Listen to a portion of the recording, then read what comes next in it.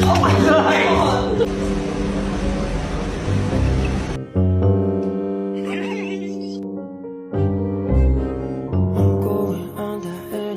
Play with her, Misty. There you go.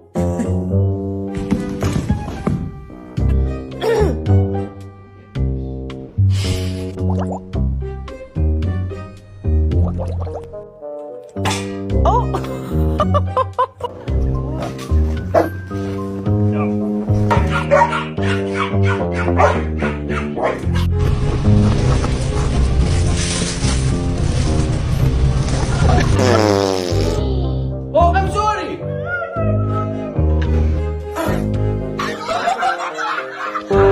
No. All polydactyl cats probably have thumbs. Looking thumbs, and vets actually recommend that you get